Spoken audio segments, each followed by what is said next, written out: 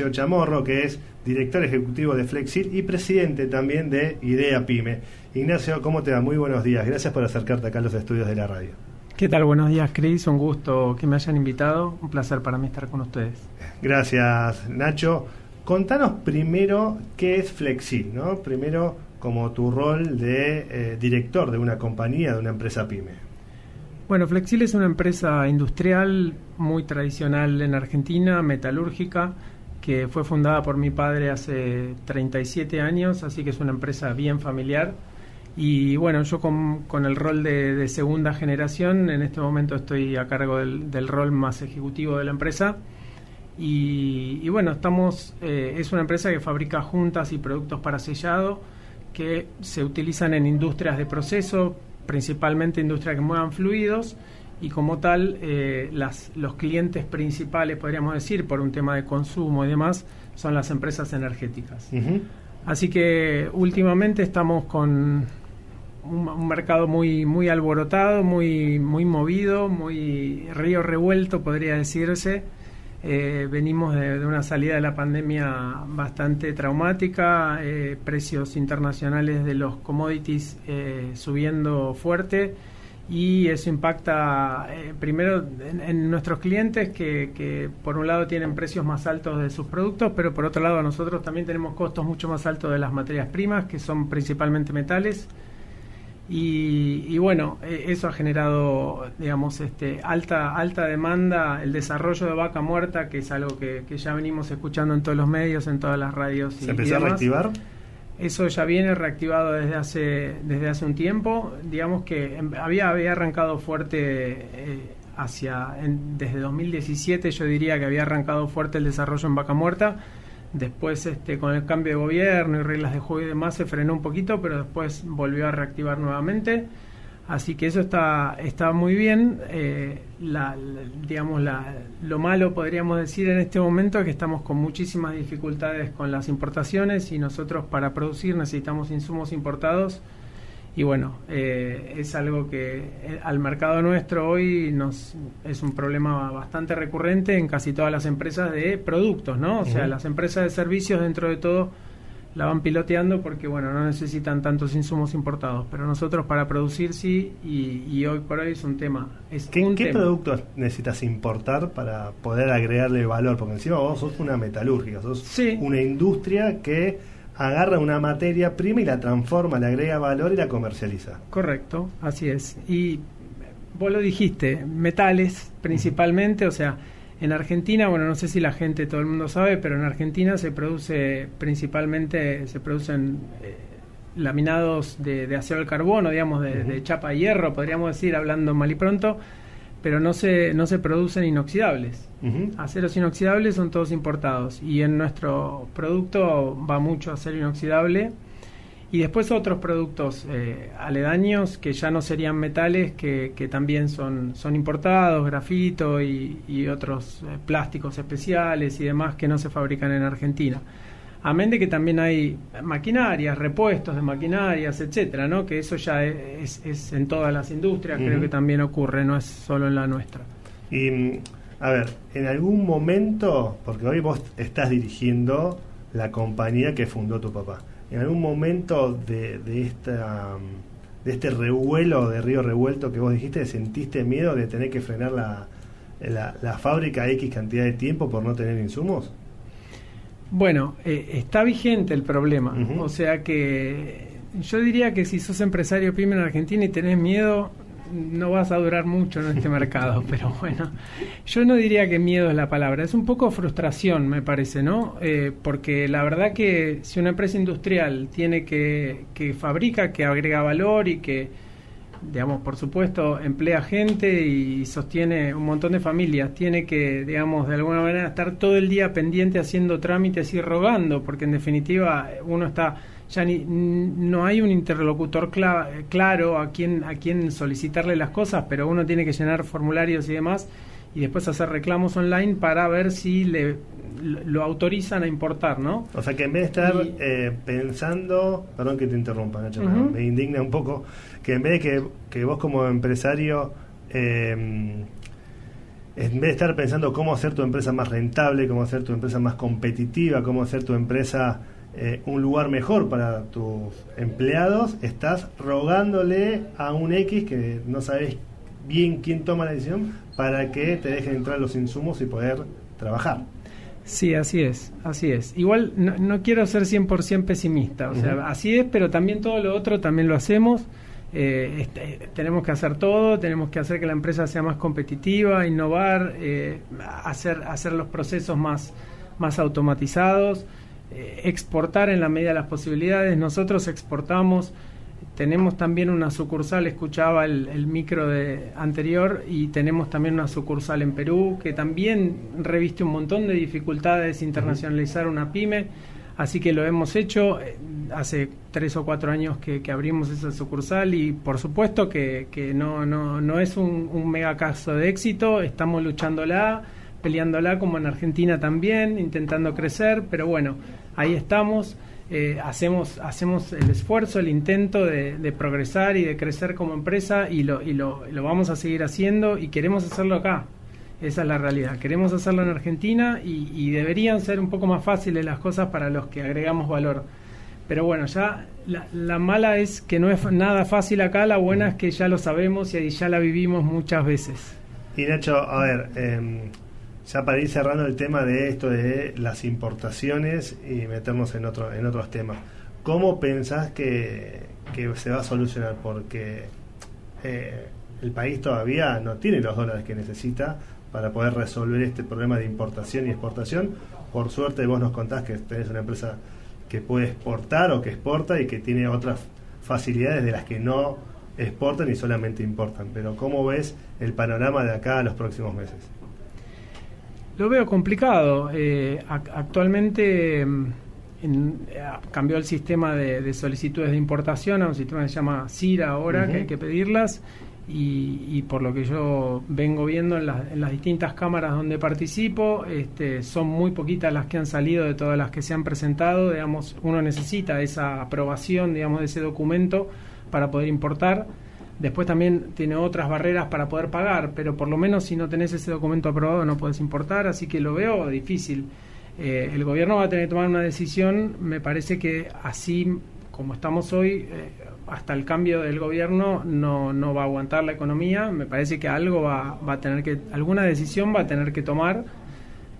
No me animaría a decir qué, pero sí, alguna decisión tiene que tomar, porque 14, 15 meses más así en esta situación sin tener insumos es inviable. Digamos, completamente inviable.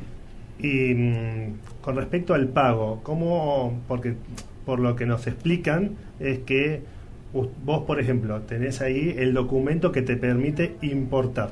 Listo, con eso podés hacer el pedido, me imagino, a la empresa que te traiga el acero inoxidable para Buenos Aires. Pero antes de que salga el barco, vos tenés que pagar de Buenos Aires a aquella compañía que está en otra parte del mundo, pero tenés que hacerlos. Esos dólares, si están en Argentina, recién pueden salir a 180 días, ¿verdad?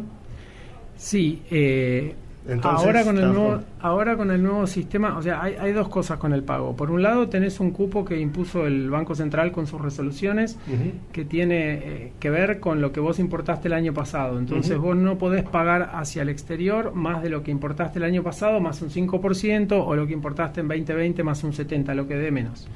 Eso es la primer barrera, digamos. Y por otro lado, sí, con el nuevo sistema y demás, cuando te asignan la CIRA esta famosa, te dicen una fecha de pago. En muchos casos es a 2-3 meses, y en otros casos hasta 180 días. Y con el sistema anterior también, como vos decías, eran todas a 180 días, digamos, no podías, salvo una pequeña proporción, el resto tenían que ir todas a 180 días. Entonces, para entender cómo funciona el sistema, vos haces el pedido. ¿De dónde viene el acero inoxidable? Tenemos proveedores de Inglaterra, de Estados Unidos, de China, algunos. Sí. Bien, vamos a poner el caso de Inglaterra. Sí. Vos haces el pedido, pero recién lo vas a poder pagar a 60 días o 120 días ahí salen los dólares y recién ahí empieza a venir el barquito para acá, ¿es así? Sí, ahí depende mucho de cada pyme, depende de qué relación tenga con su proveedor. Nosotros tenemos muchos años en el mercado y tenemos 20 proveedores en el exterior. De los 20 tenemos varios con los que tenemos muy buena relación y muchos años, y eso nos permite que ellos en algunos casos nos entreguen la mercadería sin el pago, pero eso es una excepción. Es una excepción a la regla, sí, y en otros proveedores nosotros mismos tampoco podemos hacer eso, y la mayoría de las pymes no tiene esa posibilidad. Yo lo que te diría es que muchas pymes están optando por la opción de triangular la operación, poder pagar desde afuera con algún otro medio, ya sea con alguna sociedad propia si es que tiene, o con algún tercero que le paga de afuera. Obviamente todo esto incrementa muchísimo los costos, claro. Con lo cual no es lo ideal, no es lo que debería ser, pero es la solución, digamos, el plan B que se está encontrando en el mercado para poder zafar esta situación de los pagos, que bueno, igualmente es dificultoso, pero es la alternativa que se fue encontrando. Claro. Y ahora sí vamos a hablar de otros temas un poco más interesantes o no sé, no tan trágicos, que tienen que ver con cuántas personas trabajan hoy en Flexil. 50 somos. ¿Y qué significa para vos, como empresa familiar, darle trabajo a 50 personas? Porque me imagino que seguramente al principio del mes se da un dolor de cabeza para muchas veces, pero me imagino que debe ser un placer poder colaborar así, por el impacto social que eso tiene. Sin dudas, es una responsabilidad que uno siente todos los días cuando se levanta a la mañana, saber que el trabajo que hace no es solo para uno, sino que agrega valor, la empresa agrega valor, todo el equipo que trabajamos juntos agregamos valor, y aparte hay 50 familias que en definitiva dependen de la empresa.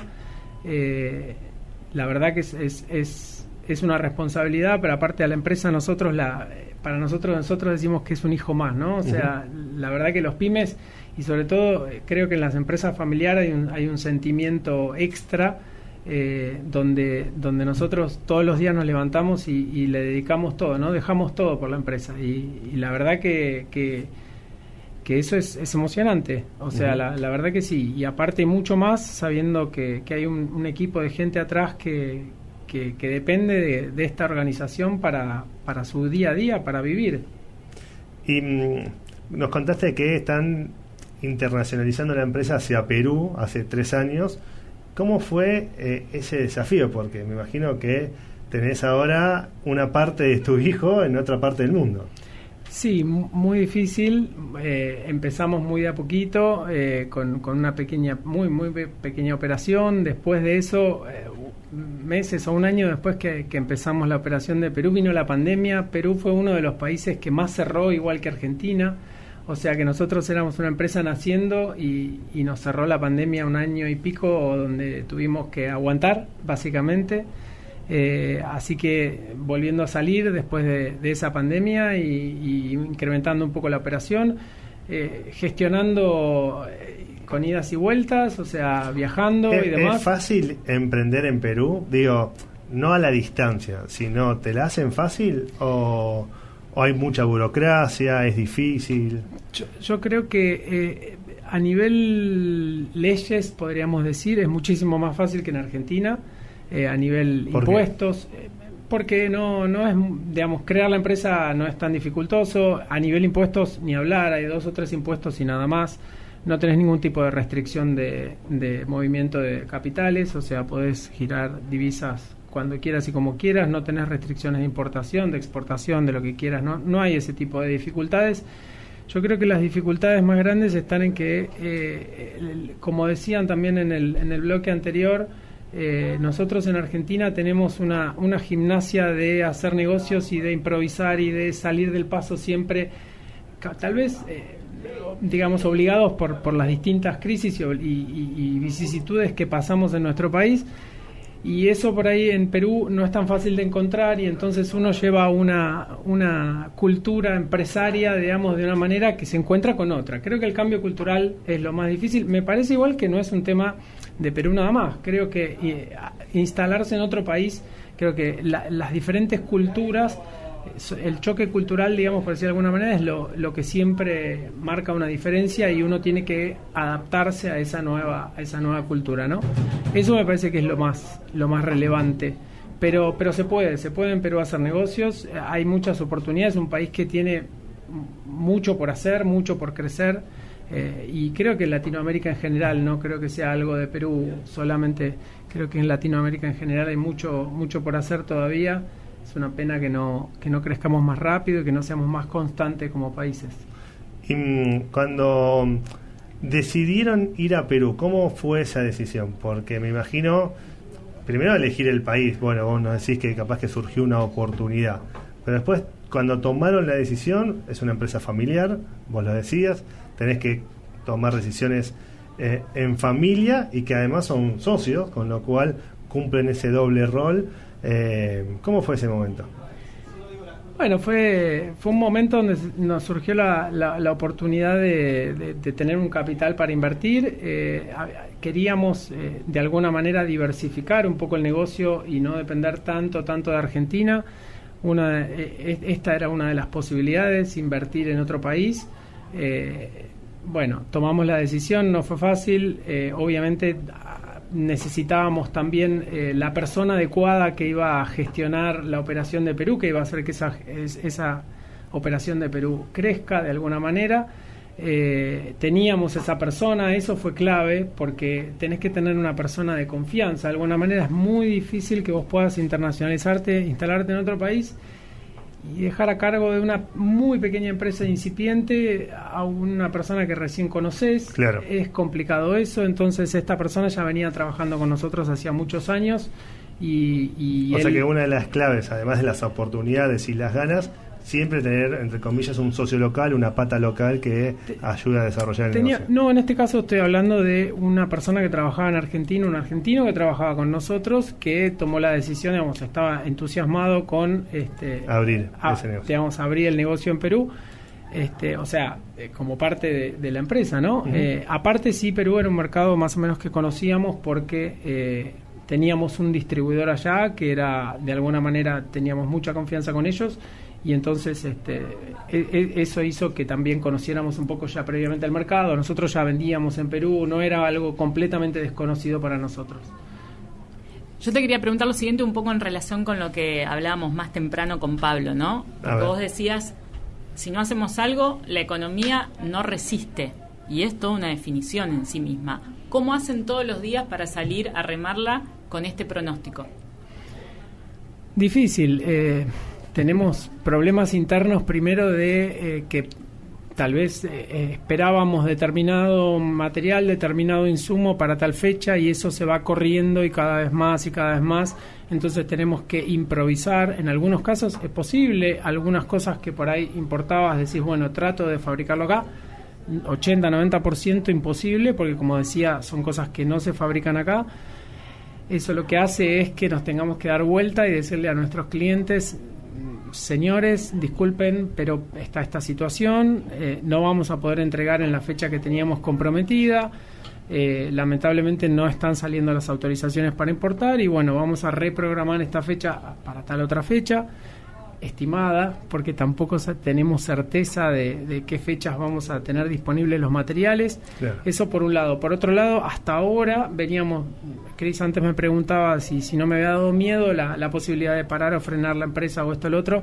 Hasta ahora veníamos trabajando mucho con el stock que teníamos disponible nosotros antes de que empiecen las restricciones más fuertes, que empezaron a partir de fin de junio. Ahí fue cuando las restricciones más fuertes. Y stock y cosas que ya teníamos compradas antes de estas restricciones más fuertes que van llegando, porque todos estos embarques no son de un día para el otro que vos lo comprás y lo recibís, sino que a veces tardan hasta 5 o 6 meses. Entonces vamos recibiendo. Ahora la problemática crece, entonces sí hay muchas dificultades. Sigo esperanzado de que por lo menos para las empresas que producen fluyan de alguna manera los permisos y que podamos volver a tener abastecimiento de insumos. Si no, algunas decisiones tendremos que tomar, pero como digo, no quiero ser tan pesimista. Creo que de alguna manera vamos a salir adelante y bueno, somos un equipo en la empresa, somos un equipo increíble, así que confío en que todos vamos a poder encontrar una vuelta. Nacho, te quiero cambiar ahora el sombrero porque también te invitamos a la radio como en tu rol de presidente de Idea Pyme, más que nada porque la audiencia que nos escucha no es toda del mundo pyme o del mundo empresarial. Contanos brevemente qué es Idea Pyme y después nos metemos de lleno en ese mundo y en ese rol. Bueno, IDEA es una organización empresaria que la mayoría de la gente la debe conocer a partir del coloquio de IDEA, que casualmente fue hace poco tiempo. Generalmente es un evento donde congrega a la mayor cantidad de empresarios, CEOs de empresas importantes en Argentina, con el mundo dirigencial de otros ámbitos, el político principalmente, pero el sindical también, y el periodismo. Y ese evento tiene muchísima repercusión y por lo tanto IDEA se conoce por eso, y por lo tanto está muy vinculada la organización a empresas grandes. En general se la conoce como una organización donde muchas empresas grandes participan para, de alguna manera marcar agenda, generar mejores condiciones para hacer negocios en Argentina. Sin embargo, también en IDEA tenemos un montón de empresas, somos aproximadamente 130, 140 empresas, que muchas de nosotros formamos parte de la cadena de valor de esas empresas grandes que también están en IDEA, y que hacemos actividades permanentemente para, de alguna manera, trabajar todos los problemas que tenemos, mejorar como empresas, mejorarnos nosotros como empresarios, como personas, buscarle la vuelta en este mar de dulce de leche a remar y remar juntos, que no es nada menor. Me parece que no sentirse solo, no sentirse que uno está en el medio del desierto y que es el único que tiene que enfrentarse a la tormenta de arena, es importante. Es importante sentirse contenido, sentirse que hay otros al lado de uno que lo ayudan, que le dan una palmada un día, o que le dan una buena idea, porque no solamente las ideas se le tienen que ocurrir a uno. En general, uno puede tomar buenas ideas de otros, y lo bueno de Idea Pyme es que es heterogéneo.